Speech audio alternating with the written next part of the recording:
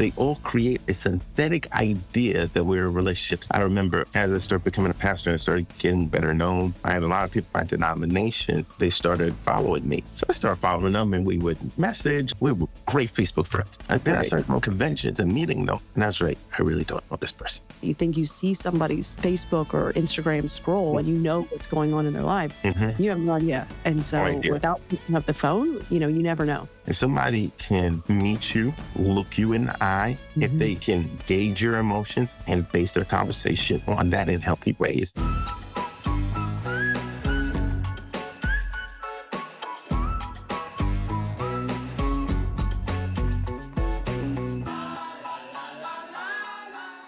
Hey, thank you so much for joining today. I'm Kristen Kavanaugh, and I'm really excited about our guest today on the drive home. This is somebody who has personally had an impact on my life, and I don't even know if you know that or not. But I'm welcomed to join Pastor Kaloma Smith from the University AME Zion Church in Palo Alto, California, lovingly known as University. I attended this church when I was working at Tesla, and I'll tell you, this was the first church I've walked into in my life where I felt so seen and felt welcomed from the very beginning. And I attribute that to Pastor Smith. And so welcome today. I can't wait to have this conversation with you. It's a long time coming, but it is a much needed conversation. So welcome to the drive home. Thank you. Profoundly honored. Just amazed to see how you continue to elevate and do so many really cool things. Great job on the book. Great job on the podcast. Great job on the consulting. Really admiring from afar all the amazing work you're doing. Well, thank you. I appreciate that. You definitely saw me in my toughest times at Tesla, and there were, many a Sunday where I sat in the back and let it all out. And so, and I always felt so comfortable and, like I said, and seen and supported in that time. And so, it's really an honor to be able to talk to you today. The big topic of the day is about connection. We've been talking a lot about relationships and connection and kind of the impact that technology is having in our connection. And so I can't wait to chat with you. But before we start, how are you doing? Really, how are you doing? I am doing all right. Had an interesting staff meeting last night, still processing that, sometimes as a leader, you lay out vision, and sometimes it just doesn't land in the way you expect. So, and did I say it 17 times, or do I need to say it 25 times? All right, is what I'm saying resonating? So, a little self-reflective today, but in a good space. Good. When you think about the state of the world, that's what I'm so interested in. Because I think it's really easy to get caught up in the politics and caught up in the doom and gloom and the robots are taking over. How are you feeling just in the soup that we are all swimming in, especially given your role in life? So, there's several different levels. I think, we both share the fact we have very younger children. And I really spent a lot of time just trying to make them safe and make their childhood enjoyable. Yes. I think they are a welcome reprieve, even in their moments of insanity. So that's a little bit of perspective, because that's investing in legacy and generations, and equipping them to live in this world, I think, is one of my greatest charges. Number two, I say, as a community, what is the best position I can take right now? I think number one, because of where we are, we deal with a lot of individuals that are in some tenuous and high capacity, highly charged environments.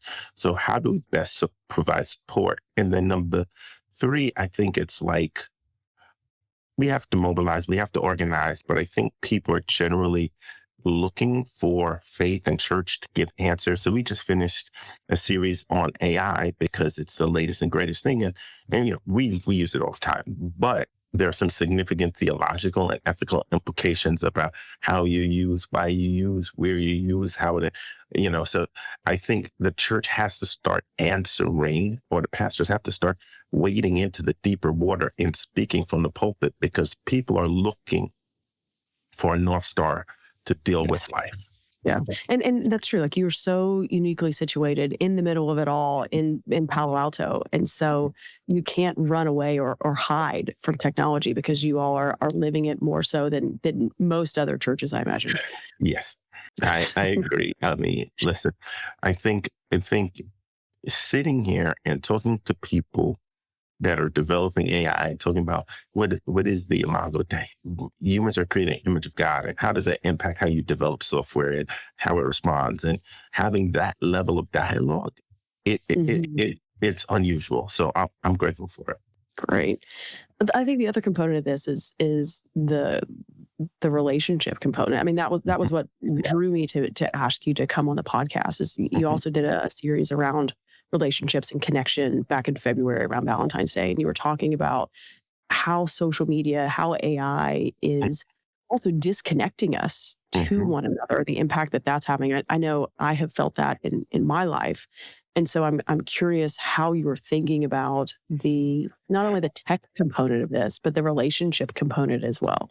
So, I I think we over the years have built up a diet of empty relational calories. Mm, You know, the beauty of long-term relationships are in the moment of tensions.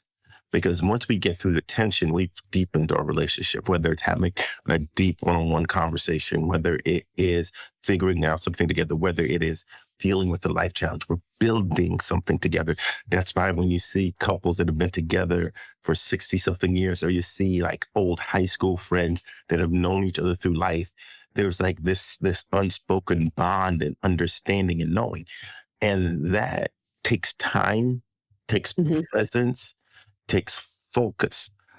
But with social media and dating apps and AI, they all create a synthetic idea that we're in relationships. I remember as I started becoming a pastor and I started getting better known, I had a lot of people in my denomination. They started following me. So I started following them and we would message on, and great. We were great Facebook friends. And then I Right. started going to conventions and meeting them.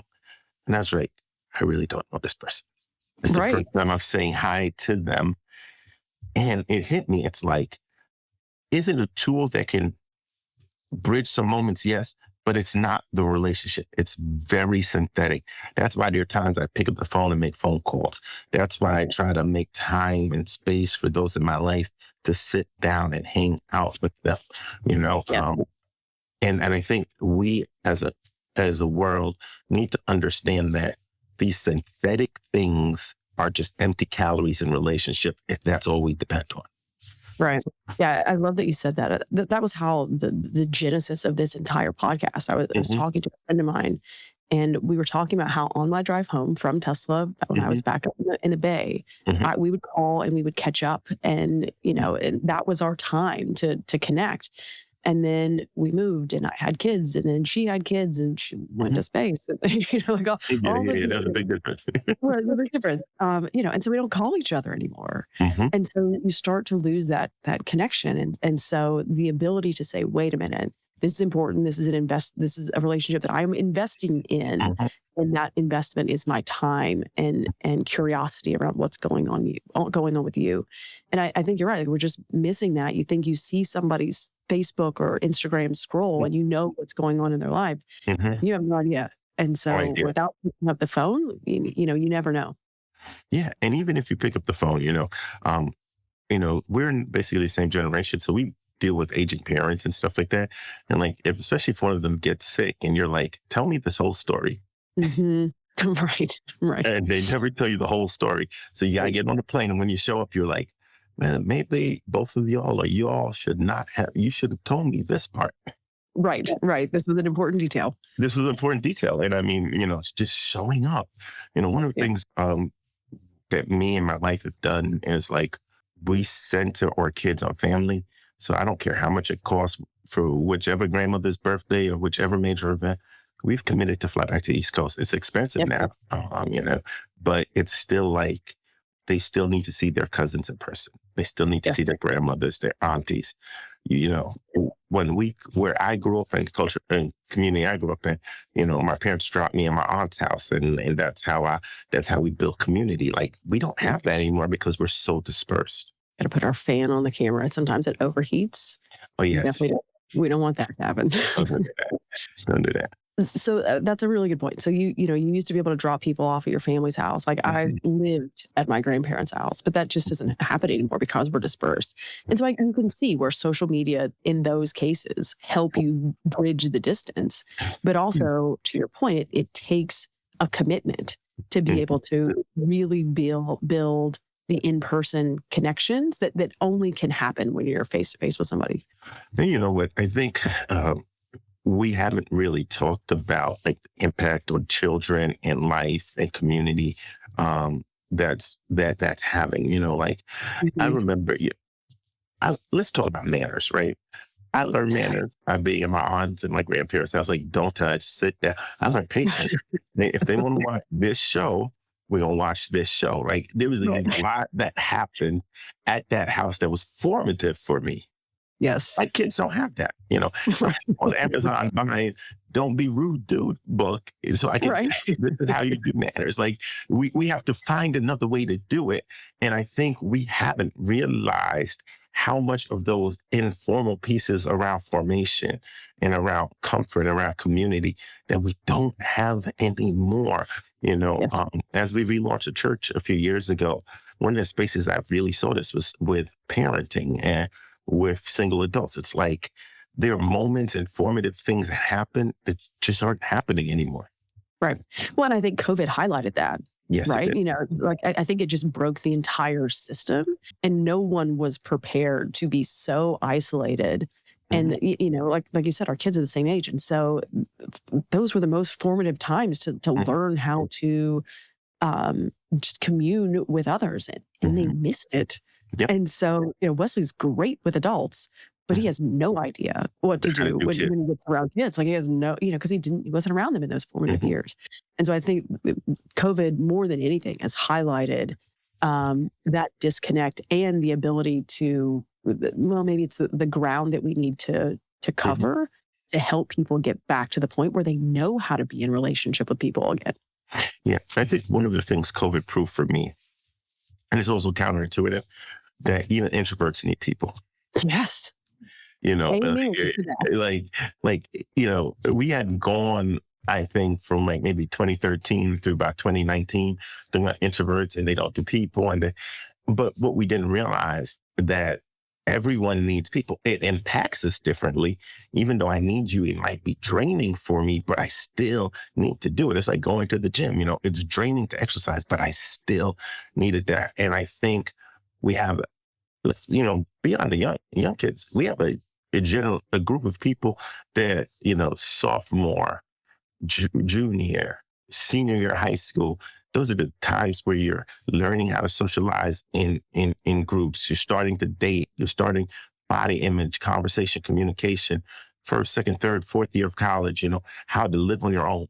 All of that, we have a whole group of people that are not just the kids, but have missed significant milestones in social development. And then the response becomes this: let me not learn it, because we've never named it.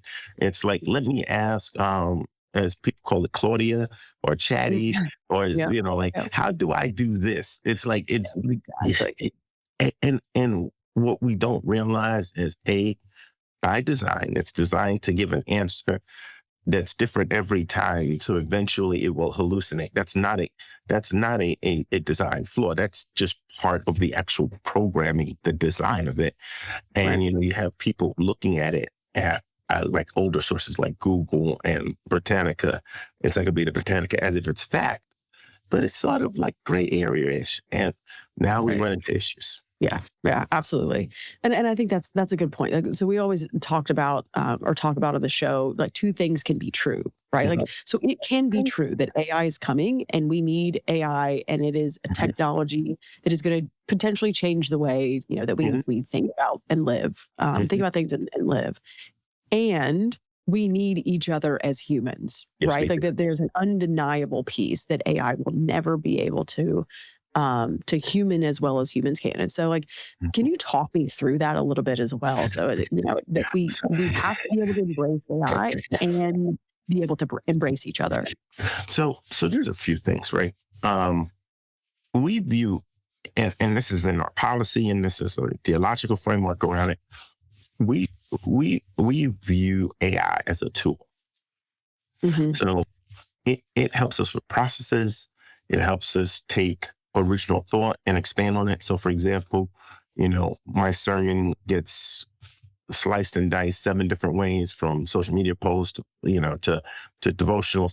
Things that would have taken a team, a team of like 3 or 4 of us, would have been a 30-hour work week, is now down to a 10-hour work week. There's some editing, there's other things, but it's definitely allowed us to be more effective. One of the greatest things we can do is like standardize all of our team playbooks.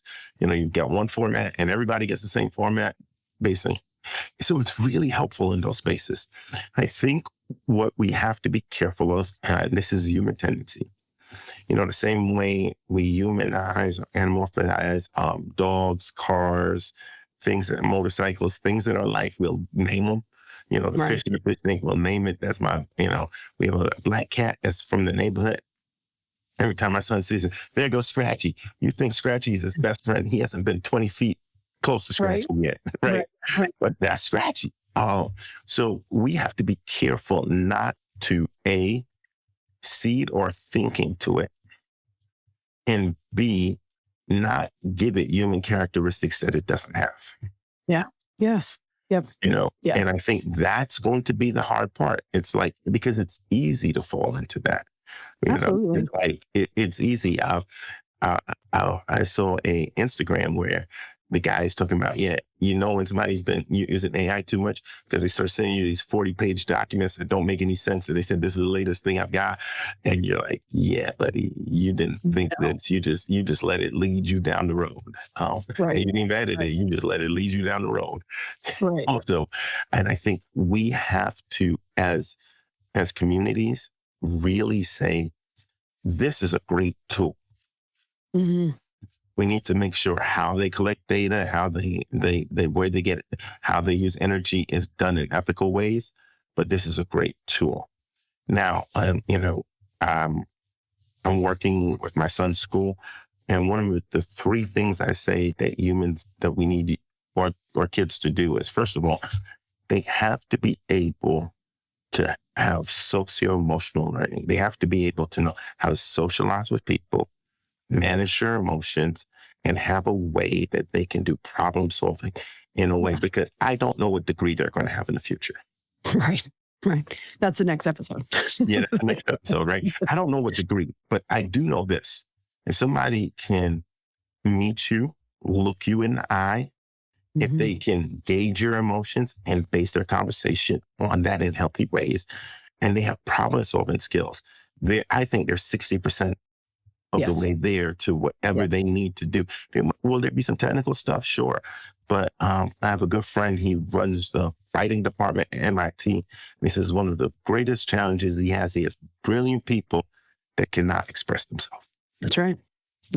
Well, and you think about AI, right? Like, now you have a machine that can express for you. And so it's very easy to believe that you don't have to learn how to communicate, because you can ask anything with a prompt and spit something out. And I think that's where we have to be careful here, is that the over-reliance on AI to be able to fill in some of these gaps can get really dangerous really fast. And I think I was talking to African-American VC in Silicon Valley, and he goes, in the old days, I used to be able to decide what was a good company to look at versus a bad company based on the proposal. He's like, everybody's got a good proposal because of AI now. So I said, how are you doing? He's like, I need personal introductions. There you go. And I think my fear is this, is like, if we, and this is a justice issue, and I'll use screen time as an example. Rich families generally do not allow their children to do excessive screen time, because they will find other ways to cope, after school activities, tutoring, like a million things that they are doing. And even in Palo Alto, we don't have good cell reception because they won't even put the towers up because Mhm. we realized that this is detrimental to the human development and the human mind.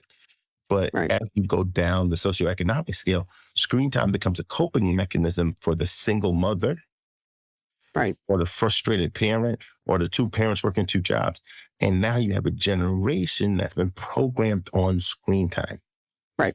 Right. Justice issue because now you have a generation that, their pathways are different, everything. They're used to watching empty programming that's just designed to give you dopamine hits. This Right. becomes a challenge with AI from a justice perspective. You'll have people at the very top that will deploy agents and have problem solving and communication. And then you'll have people that will, as it goes down the socioeconomic scale, that are just told, fix this. Right. I don't need to Right. learn this. I don't need to do this. I don't need to. Right. And I love that you bring that up. I was having a conversation here. I think I talked about this on one of the other podcasts. I was at a dinner at the nicest home I have ever been in my life Mhm, here in Austin, with a bunch of incredibly wealthy people, mhm, and successful people. We were talking about AI and the opportunity that it creates or can create for mhm, people to be able to live a life of fulfillment and of purpose, and mhm, to really, find your passion and find your joy. And I said, yeah, for us, mhm, because we have the means to be able to do that. mhm, But there are most people who don't have the means to mhm. be able to find their purpose or their joy because they've got to pay the rent. And Yeah, yeah, somehow they have to, right. And so I think you're right. Like this, it is absolutely a justice issue if we don't think about how we are making it accessible to everyone in this, a world of abundance that we're creating. Is that actually accessible to others? I, I will actually say, this is one of the greatest marketing jobs of Silicon Valley. Hmm. We come from an age of social media where the currency was your data. Hmm. So I as a Meta or a Google, didn't have to build much infrastructure, but I was able to monetize your eyeballs. You looked at this kind of clothes, you looked at this kind of house, and I can tell Procter and Gamble that you need this kind of cleaning. So I'll put an ad on this, and and they say they don't do that no more, but I. Okay. Yeah, okay. We've been around long enough to know somebody's lawsuit is going to prove Right. prove what they did. Right. But my data was valuable from an advertising perspective, so they didn't charge me to enter. Sorry, I'm AI dying. doesn't have AI doesn't have that kind of deferment. You've got to pay your $200 a month. You've got to have the right computer. You've got to have Right. some domain expertise. And I think sometimes people like ourselves that live in tech hub areas assume a lot of people have. No, I shared in a sermon. I'm like, you drive down highways in Ohio and in Illinois and upstate New York, you will never see a billboard for AI. Hmm. Yep. Yep. So I believe there is going to be a significant class issue around the economics of actually using these tools. Yep. And they're trying to make it sound like it's egalitarian, but it's going to suit A, those that already have resources, B, larger organizations that can pay and fund it, and C, government entities. Yeah. Something else stuck with me when we were having our pre-conversation. You said that it's not inevitable. We were talking about like the future that is kind of being painted around AI, and you said what is the marketing that is being done is Mhm. actually not inevitable, and It is so not. can you talk about that a little bit and kind of maybe the hope that we have, and how we lean into that a little bit? So anybody that's ever used AI for any extended period of time will quickly run up against the walls. Like, Right. broken outputs, tasks that are done a little bit off skew, things aren't right. And we are being trained in a sense that the next model will be better. So there's a few things. Most models today are based on the scaling of collecting more. information to build bigger data sets. There's a finite amount of information that A, they can get, and B, that exists. It's two different deltas. So the model they're using right now of scaling by putting data, there is a definitive limit and cap. And there's so many problems around following complex tasks over time, doing intention of the person that you want, not hallucinating. Like, there are some significant fundamental design flaws. Do I think AI is going to be a great tool? Yes. I don't think it's the greatest savior in the world. I mean, I think there are things like, and this might be a little bit esoteric, but there are things like quantum computing, like way more computing power opens up way more opportunity than any single application that runs on the computing. You know, part of what makes this phone so great is that it has the computing power to run the things I need. And the things I need change every year. But because it has the computing power, it can do more. So AI is not infrastructure. It's just a use case. Yeah. Yeah. You know, and you know, listen, I'm old enough to remember MySpace. MySpace was big. It was going to change the music industry. Then I even remember LimeWire. LimeWire was going to bankrupt all, and we were all going to have free music and every virus on our computer. Then I remember Facebook. Facebook was going to make, I could connect with everybody in my school, everybody in my college. If I wanted, I could become an influencer and get on the platform and do.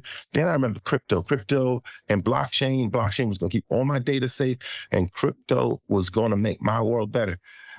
We live in a valley that we live and we operate in circles that are built on hype. And part of hype is the ability to spin it so you get investors.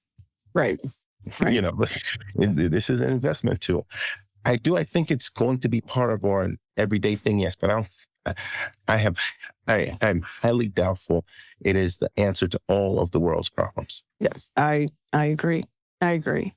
Let's talk about the human side of it. You know, so this has had an impact. We mentioned it, where people are feeling isolated. It's really easy to stay home and, be on the computer, go on the apps, like do the things. But what is the impact that you see in the community where people are so isolated from one another?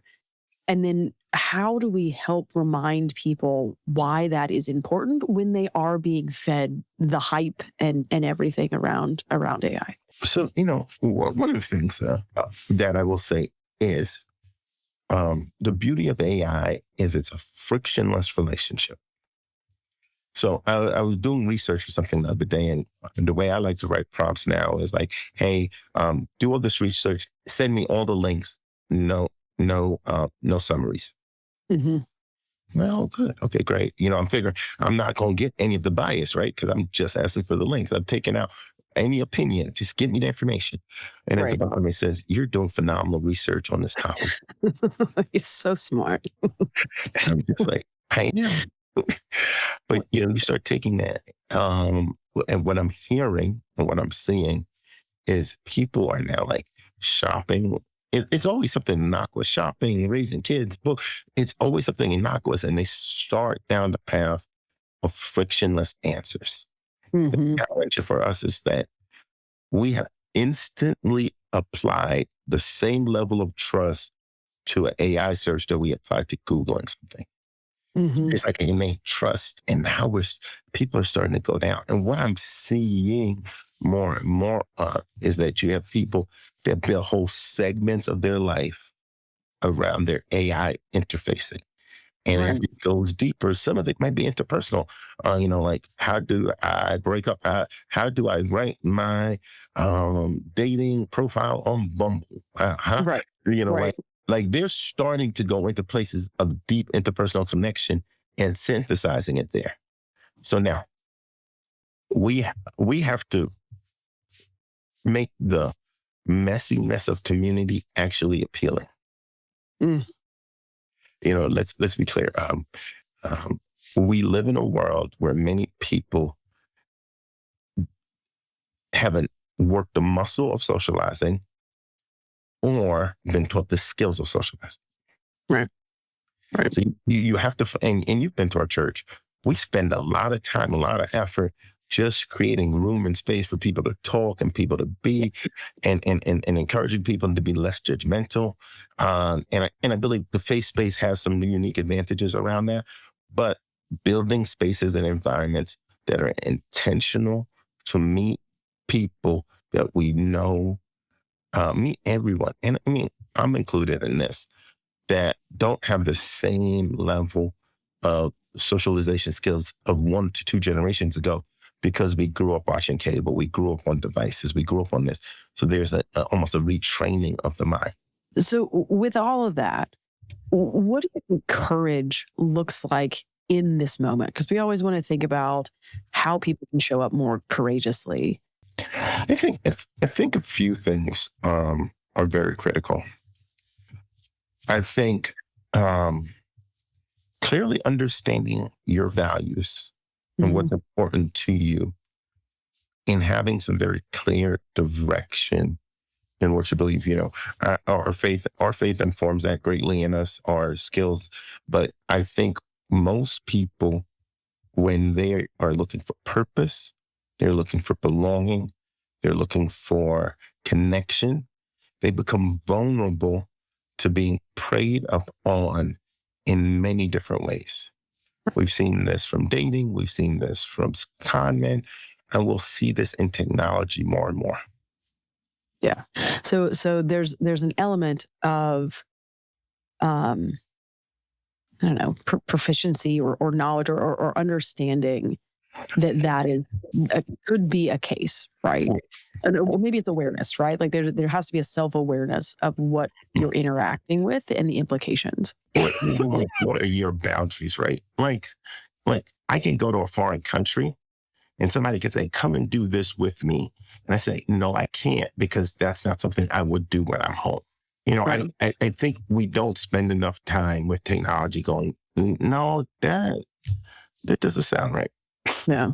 Well, and that comes back to the critical thinking that you were talking about with the kids, right? If Yeah. you don't learn critical Yes. thinking and problem solving, No, then it is very easy to fall into that trap. and just follow it, Right. And I think we have to, you and I both know this, but billionaires do not have our best interest. Right. Oh, I know that. I know in 2013, 14, 15, Silicon Valley had created this image to the world that, oh, we are going to do for good. We are going to make the world better. So you ought to have some level of suspicion and some level of asking questions, because the source of the product doesn't have your best interest at heart. No. And that is an interesting, because that's not the story, right? And that's not the marketing around this, is that, oh, of course Elon Musk is going to take care of you. Well, you and I both intimately know that is not the case. I was watching, and to show you how, and if anybody wants to do this, there is definitely a group of beliefs and in AI circles called Tescaril, which is like transhumanism, long-termism, what is it? Effective altruism, a whole group of beliefs that don't really line up with what the average person, even atheist or agnostic, believes. And it's interesting, it's like I was watching listening articles on the Tesla trial, and one of the OpenAI trial, and one of the biggest issues was Elon Musk had an argument when he wanted to take over the company, because he needed $80 billion to build a city on Mars, because that's what long-termism believes. Long-termism believes that AGI is going to be this great thing, and Earth is eventually going to implode because of the humans. So the best use is put all the smart people on another planet. Right. And this is that's a discussion they're having at the genesis of OpenAI. Yeah. What's the role? I'm curious. So we didn't talk about this piece, but like, what's the role in the church in all of this? Well, the church's been around for a little bit, right? I think so. And we have one of the things I take great hope in is, we survived the bubonic plague, we survived world wars, we've seen empires come and go.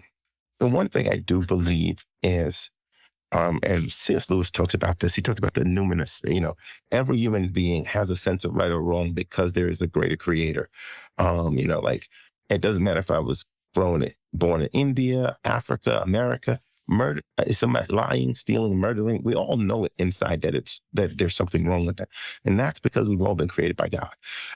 And I think we as human beings, and I believe Jesus Christ is the right way, have a desire to connect with a higher power. Everything from AA to, our churches, there are things that happen that are metaphysical and spiritual that are part of the very nature of the human makeup that cannot be synthesized. And I think that, one of the most interesting things I think is every human being will reach a moment in their life when they're powerless.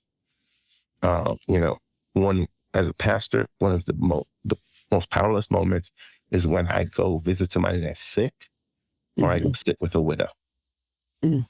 There's nothing I can do, but because I pray and I know Jesus is in the room and I've seen miracles happen, that faith has allowed me to stand in places that are profoundly uncomfortable with me, but with a real faith that I can lean on. And I think we have a world where people are looking. Now, the church has some marketing problems. Right. And I'm not even going to get into that. That's a whole different conversation. But I believe that our faith of Christianity answers a lot of the looking, a lot of the spiritual questions that people have. The last thing that I want to end on, I appreciate my Gen Zers. Mm-hmm.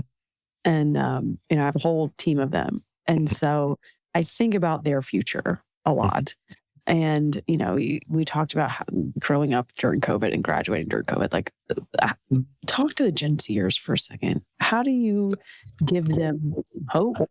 How do you help them recognize that connection is the way, that getting off the apps and getting off of social media and out into the world and around each other is really something that's worth investing in right now for their long-term future?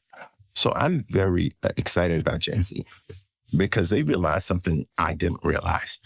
They realized the raw deal we got with work and structures.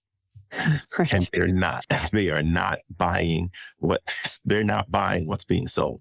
There's actually data and statistics today that Gen Z are the least bullish on AI than millennials and Gen X and boomers. They're like, nah, something doesn't smell right. And I want to encourage Gen Z to have the courage to trust your gut. Mm.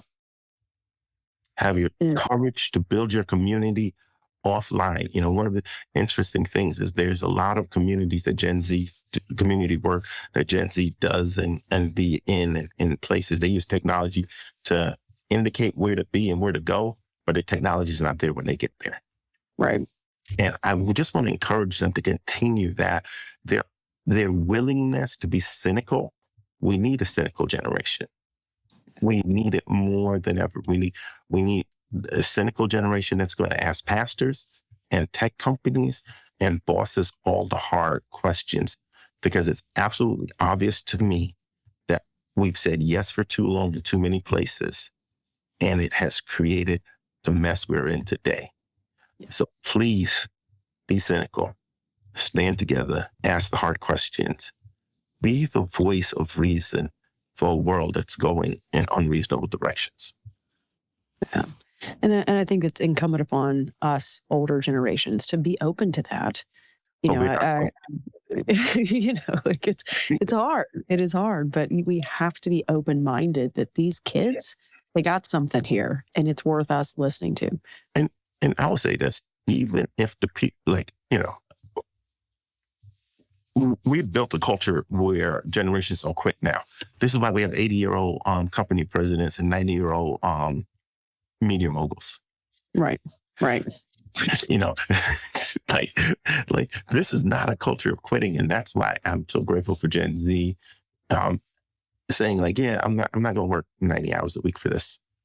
Right. I'm going to go do my own thing. I'm going to try new things, because I think their willingness to call BS is going to be so valuable. Yeah, absolutely. I was on a panel a couple of weeks ago, and one of the members of the audience asked, she said, how do we handle these kids? They don't want to work and they're lazy and they're this. And I'm like, or maybe they know something that we don't, and that we could actually learn from them Yes. by not working ourselves to death and trying to find some kind of balance approach to our lives. One of the interesting things is the relationship to work, right? I believe we have misinformed people for so many for at least the last 3 generations about the importance and the centrality of work, and also the contractual thing that we have with companies. We assume take one for the team. Let's work hard. We're going to take care of you. Work in HR. All of that goes out the window when layoffs come. That's right. That's right. You worked hard for the team and they looked at the bottom line. And you're just a number. You're just a number. And I believe Gen Z's willingness to say, I'm treating you as a check number as you're treating me as a work number. Right. That is brilliant, because they want the deal where we want to act like we're going to work at a company for 50 years. Yeah, that ain't going to happen. Those days have been over. They want the loyalty as if that they can do 50 years, that we're going to work there for 50 years, but fire us in 2. Right. So I don't think many people in our spaces are constitutionally capable of managing Gen Zs correctly. Well, I mean, hopefully this podcast helps, right? Hopefully we're giving some people some practical advice. I hope this pastor from California, he was so jaded. No, he told me I didn't have to work 50 hours a week. That's what he told me. He didn't have to listen. But I think it's what we need. We need these conversations, right? To make sure that we are getting people connected, finding the hope into the future. I think it's really easy to get bogged down in everything that we're seeing, again, in politics and in business. I want to say something about politics. Yeah, please. I think we're using the word politics too easily now. Say more. A political debate is a debate over, should I fund a highway or an airport? That's a political debate. That's the value equation. We are acting as if the determination of my humanity is a political issue. Right. That's not politics. That's humanity. That's a moral and ethical issue. And I think we need to stop calling things politics, which are morals. Yeah. I mean, we have crossed that line.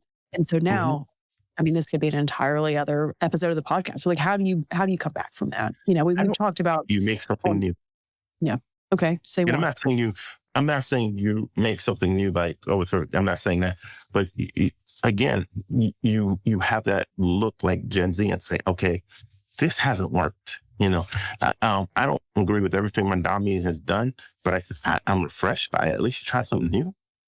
Right. I'm not blown away by everything Lowry's done in SF, but I'm happy somebody's trying something new. We need to have government that's people that are running for office that are really bright, that are really willing to try something new. The problem is we have more people running for political office it's I'm going to say this and I'm going to get in trouble. There used to be the saying, a lot of police officers were the kids that got picked on in high school and now they have power. I feel like that's with politicians. Yeah.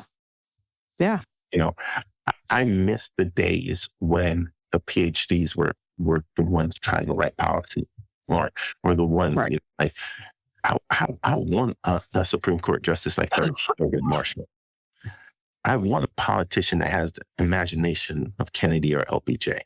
I want people that are in conversations that can do interesting things. And I think when I say create something new, we have to start filtering our leaders on their intelligence and developments of their plans rather than it just suits what I'm looking for. And I think with that, we talked about a couple episodes ago we do have an opportunity here. Like, as much chaos has been caused over the past decade, Mhm. we do have an opportunity to build something new. Yes. And that can be the exciting, hopeful opportunity that is ahead of us.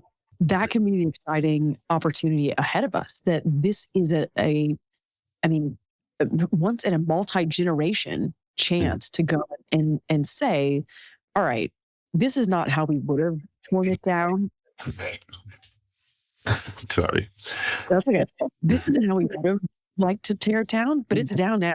And so what we can do is reimagine what this could look like if we have the courage to say some of these things just weren't working, Mhm. and the imagination to think about what is best for everyone. I think in American history, we've seen this post Civil War, FDR before World War II. I think there is an opportunity. Some would argue with LBJ, but I think this is an opportunity to do some resetting because as much as I am profoundly um, bothered by the destruction of some of our federal government, there's an opportunity to reimagine some of those pieces. Absolutely. Absolutely. So, but again, I am so gung ho on Gen Z, their proactivism, their willingness to go out and canvass, their willingness to ask questions, their willingness not to accept a party candidate. Hmm. Yeah. You know, Yeah. they wanted Cuomo and Eric Adams. That was like they're like cellmates at Rikers, and this Right. movie gave us right. It's crazy. Like so, you know, I love and that's why I'm so hopeful. I always remain. I have great deep faith, but I also have deep faith because I know that God will always allow us to prevail. But I also have deep faith in that Gen Z generation because all of the things that people complain about are all of the things that we actually need to put this back together. Yeah. I couldn't agree more. Thank you so much for You're this very conversation. welcome. We could continue all day. Yes. I do like to end on a very specific note. Mhm. Um, I know on my drive home, if I'm not picking up the phone and calling somebody, I'm listening to music.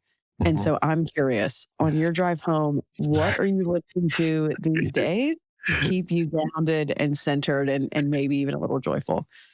So, I got choices. I got choices. You know, Okay, okay. I, you know, um, I am a product of the late 90s, early 2000 New York. So there is definitely Locks, DMX, Jay-Z, that whole, that whole era of hip hop definitely is good. Even some days when I have frustrating days at the church, because it's like that's how I sort of blow off steam. Very good. But then we listen. I always like listening to new and upcoming worship music, just because I think particularly younger worship artists tend to have a pulse on things that somebody that's been doing ministry for so many years doesn't see. And I Mhm. think with the proliferation of YouTube and streaming services, it's easy to take a view into some different spaces and see what God is doing there. So those are my two. Those are my two. I love it. I feel like we're not both ends of the spectrums, but we've got a spectrum going there, and Yeah. that's a good Yeah. thing. I mean, listen, sometimes pastors want to over spiritualize it, but I grew up on Biggie, so, You did, you did. so Yeah, that's what I told my team. I was like, he's a sneakerhead. Like this, like this is a different kind of guy. yes, exactly. Exactly. So Well, I um, am so grateful for you and grateful for everything that you have done for me and my life and my family and the support and the community that you built at university. I miss you and the church dearly. I wish we could replicate something here in Austin, but I'm we grateful that you said yes today we to come hang out with me. we miss you guys so much, and hopefully one day we can get a branch in Austin. Let's keep praying. Please, let's figure out how to do that. All Thank right. you to Pastor Smith. This has really been a joy. And Thank you all for joining us on the drive home today. I hope you found the conversation as exciting as I did, and you are hopeful not only for Gen Z, but for all of us for what we're about to build together. So thank you. Enjoy your drive home. We'll see you guys next time. Thank you so much. Talk to you soon.